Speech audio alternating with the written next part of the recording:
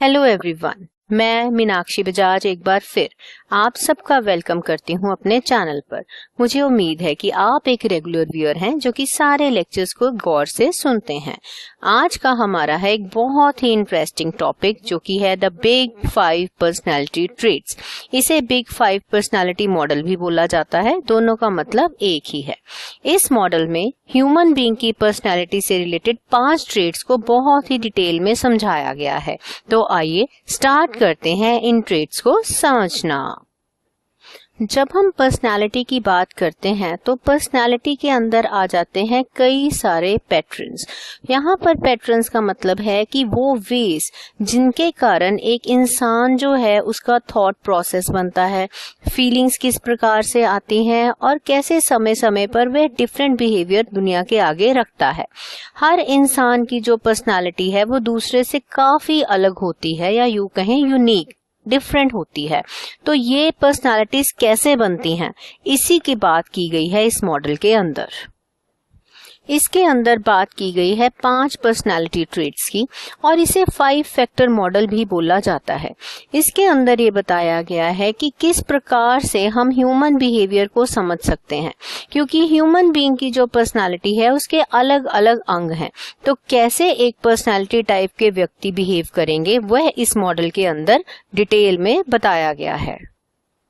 जिन 5 personality traits की बात इस लेक्चर के अंदर की गई है वह ट्रेट्स को एक एक्रोनिम दिया गया है ओशन। अब ये किस प्रकार से बनता है आइए हम इस लेक्चर में समझ लेते हैं।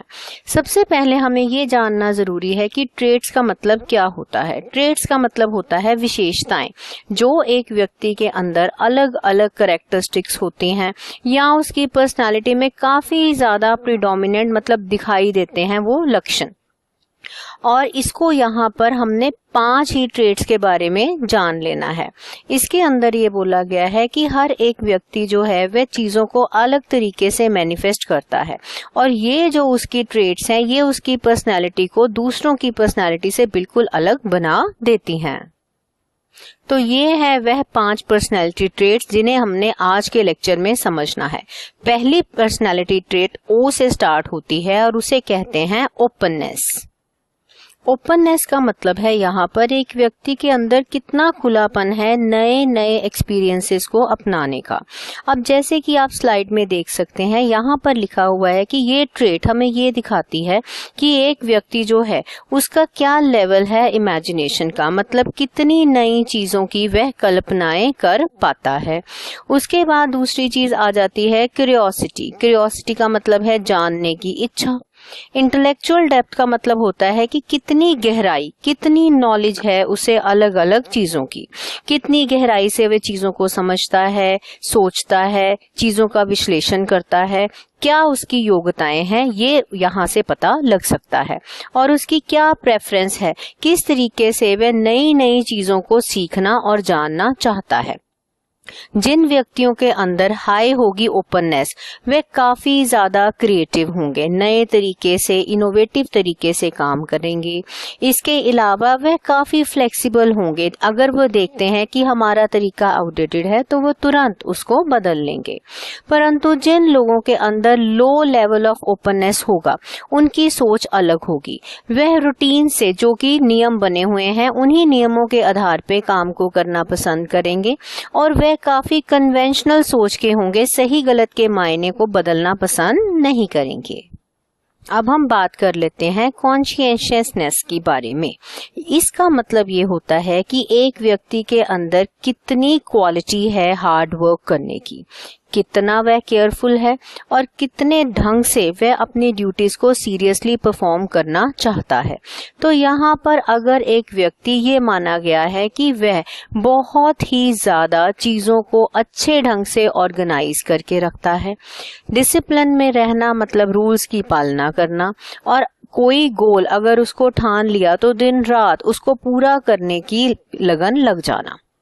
इसका मतलब ये है कि जिन लोगों के अंदर इस क्वालिटी का लेवल हाई होगा, उनके अंदर ये देखा जाएगा कि वह काफ़ी ज़्यादा डिपेंडेबल होंगे, उन पर भरोसा किया जा सकता है, काम को बहुत ही बेहतरीन तरीके से, चीज़ों को अच्छे से ऑर्गेनाइज करके रखेंगे और एक बहुत ही सिस्टमैटिक ढंग से काम को करेंगे। ये तो हो गए हाई लेवल वाले। परंतु जिन लोगों के अंदर ये क्वालिटी लो होगी, उनमें ये देखा जाएगा कि वह अनरिलायबल होंगे, उनके ऊपर भरोसा नहीं किया जा सकता। ये भी देखा जाएगा कि वह इररिस्पॉन्सिबल होंगे, जो काम उनको दिया गया जरूरी नहीं है कि वह उसको पूरा कर दें, और कभी कभी वह केयरलेस भी होंगे, मतलब ध्यान नहीं देंगे चीजों के ऊपर। तीसरी पर्सनैलिटी ट्रेट जिसकी बात यहाँ पर की गई है वह है ई से, और इसका नाम है एक्सट्रावर्जन। तो आइए देखते हैं एक्सट्रावर्जन की पर्सनैलिटी वाले लोग क्या करते हैं। एक्स्ट्रावर्जन का मतलब होता है जब एक व्यक्ति का कंफर्ट लेवल देखा जाता है कि वह व्यक्ति कितना खुद को सहज महसूस करता है जब बात आ जाती है रिलेशनशिप्स की। तो यहाँ पर जिस व्यक्ति की बात की जाती है वह ऐसे स्वभाव का हो सकता है, वह जो दूसरों से मिलना जुलना पसंद करे, बातें करना उसे अच्छा लगे, या सामाजिक गतिविधियों में सोशल गैदरिंग्स में जाना उसको बहुत ही बढ़िया लगे, यानी उसकी बहुत ज्यादा उसमें इंटरेस्ट हो, मिलनसार स्वभाव का व्यक्ति। तो यहाँ पर आपको ये समझ आना चाहिए कि जिन लोगों के अंदर एक्स्ट्रावर्जन की ट्रेट अच्छी हाई होगी, वह लोग काफी फ्रेंडली होंगे, मिलनसार होंगे, टॉकेटिव, बातूनी, लोगों से बातें करना उन्हें अच्छा लगेगा, और वो काफी ज्यादा कॉन्फिडेंट होंगे, उन्हें अपनी पर्सनालिटी के ऊपर बहुत ही ज्यादा गर्व होगा, खुले विचारों के लोग होंगे, और ये माना गया है कि ऐसे लोग आगे जिंदगी में तेजी से बढ़ जाते हैं। दूसरी तरफ आ जाती है वह व्यक्ति जिनके अंदर ये क्वालिटी लो पाई जाती है। तो जिनके अंदर ये क्वालिटी लो है उसमें ये देखा जाएगा कि इस प्रकार के लोग ज्यादातर क्वाइट, मतलब चुप रहना पसंद करेंगे, रिजर्व, लोगों से मिलना जुलना पसंद नहीं होगा, और अपनी बात को ज्यादा एसर्टिव, मतलब ज्यादा जोर से मनवा नहीं पाएंगे। चौथी ट्रेट जो है वह स्टार्ट होती है ए अक्षर के साथ, और इसको ट्रेट को बोला जाता है यहाँ पर एग्रीएबलनेस। आइए अब इसको भी समझ लेते हैं।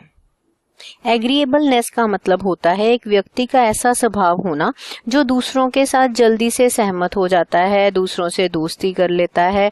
और ये कैसे रिफ्लेक्ट होती है, चलिए देखते हैं।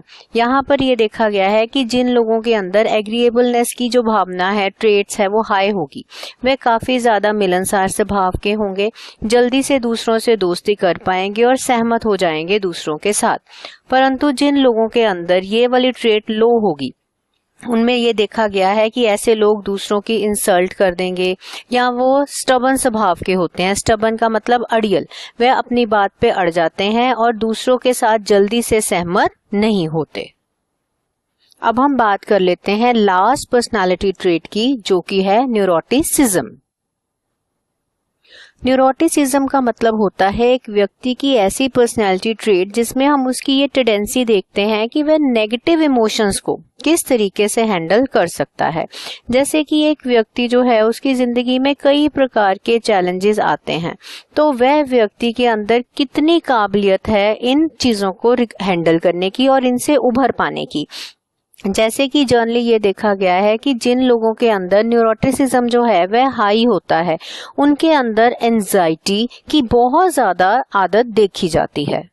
जैसे छोटी छोटी बातों पर घबराहट हो जाना, डेली के मैटर्स पर बार बार चिंता करना, मूड शिफ्ट्स आना, अगर कोई आपको क्रिटिसाइज कर दे तो उस चीज पे बहुत मन को लगा लेना, छोटी छोटी सिचुएशन पर स्ट्रेस ले लेना। तो वह जल्दी ही ऐसे लोग जो हैं वो इरिटेट, मतलब चिड़चिड़े हो जाते हैं और दुखी भी हो जाते हैं। अब जिन लोगों के अंदर ये क्वालिटी जो है वह लो होती है, उनके अंदर देखा गया है कि वह इमोशनली स्टेबल, संभले हुए होते हैं, छोटी छोटी बातों पर वह सैड या डिप्रेस्ड फील नहीं करते, ज्यादातर वह रिलैक्स्ड ही रहना पसंद करते हैं। ये वाली जो आदत है इसके पीछे जेनेटिक्स का, चाइल्डहुड कैसा बीता है उस बातों का, या आपके दिमाग का जो स्ट्रक्चर है उसके अंदर की जो बाकी की चीजें हैं वह किस प्रकार से बिहेव करती हैं, उन चीजों का असर पाया जाता है। ये था हमारा ओशन मॉडल, जिसके अंदर मैंने आपको सारी ट्रेड्स को डिटेल में समझा दिया। मैं उम्मीद करती हूँ कि आपको टॉपिक समझ आ गया होगा और इसके अंदर कोई भी प्रॉब्लम अब आपको नहीं रहेगी। तो थैंक यू, मिलते हैं बहुत जल्द एक नए वीडियो लेक्चर के साथ।